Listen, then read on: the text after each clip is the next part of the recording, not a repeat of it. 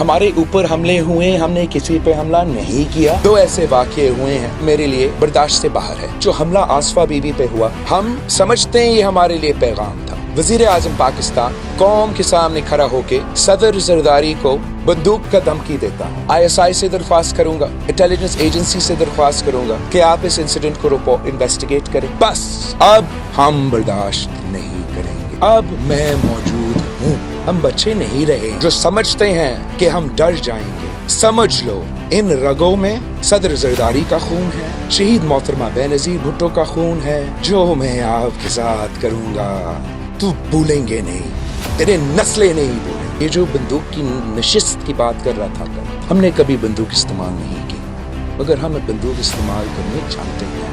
आप हमें ज़िंदगी और मौत में धमकी देंगे तो फिर आप उनका कॉन्सिक्वेंसेस खुद बर्दाश्त करें। अब गाली देने से उसका कुर्सी नहीं बचता। इससे पहले बहुत से लोग आए हैं, यही स्क्रिप्ट सुन सुन के पाकिस्तान के अवाम थक चुके हैं। सदर ज़रदारी को या पीपल्स पार्टी को आप तोड़ नहीं सकते। जो आपके ऊपर मुकदमे हैं वो तो सच साबित है। फॉरेन फंडिंग केस में इलेक्शन कमीशन ने दिखा दिया है कि इजराइल और भारत से तूने फंडिंग लिया। तूने माँ के नाम का हॉस्पिटल पे डाका मार के बीमार मरीजों के पैसा छीन के तेरा किचन चलाया, तेरा जमात चलाया। शर्म कर, तू तो सजा याफ्ता हो।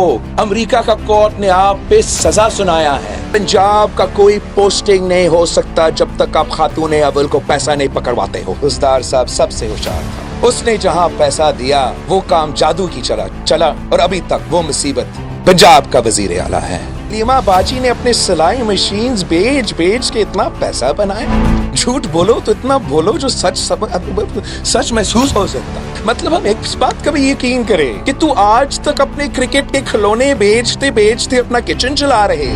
ओह, जो केसेस आप पे बनने वाले हैं इमरान, तुझे अंदाजा ही नहीं।